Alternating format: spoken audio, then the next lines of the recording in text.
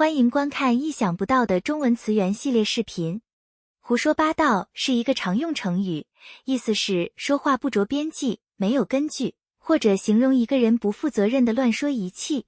你知道这个词有一段有趣的历史典故吗？本期我们将一起了解一下这个词的起源及其演变过程。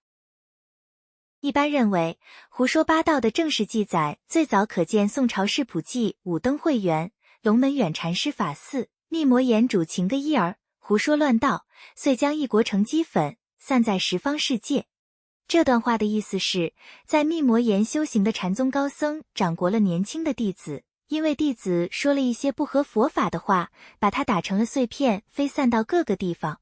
当然，这是一种夸张的说法，表示密摩言主对弟子的错误非常恼火，也是一种惩戒方式。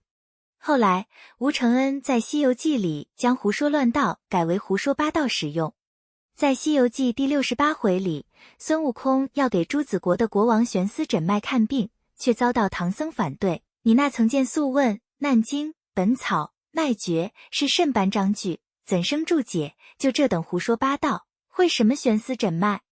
唐僧认为孙悟空没有读过素问、难经、本草、脉诀等中医经典，不懂得中医的原理和方法，却胡乱说些无稽之谈，自称会用悬丝诊脉的技术。其实，胡说八道这个成语可以拆分成两个部分，一是胡说，二是八道，而这两个词的出现要比《西游记》的成书年代早得多。胡人这个称呼最早可以追溯到商代的东胡，后来包括匈奴、鲜卑、契丹等在内的西部、北部少数民族被称为胡人，再到后来，胡人成了所有迁徙内地的游牧或渔猎民族的统称。到了唐朝，中原人把突厥、回鹘甚至中亚的波斯人称为胡人。由于中原人听不懂胡人之言，也就是外来的语言，因此把胡人说的话叫胡说。而关于八道，一般认为指的是佛教的八正道，亦称八圣道，即通向涅槃的八种正确的方法和途径：正见、正思维、正语、正业、正命、正精进、正念、正定。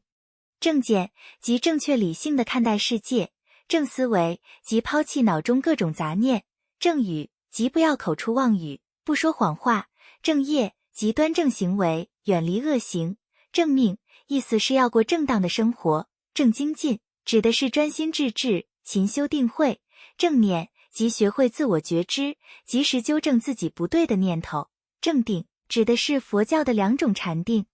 胡人讲解佛经的八圣道简化称为胡说八道。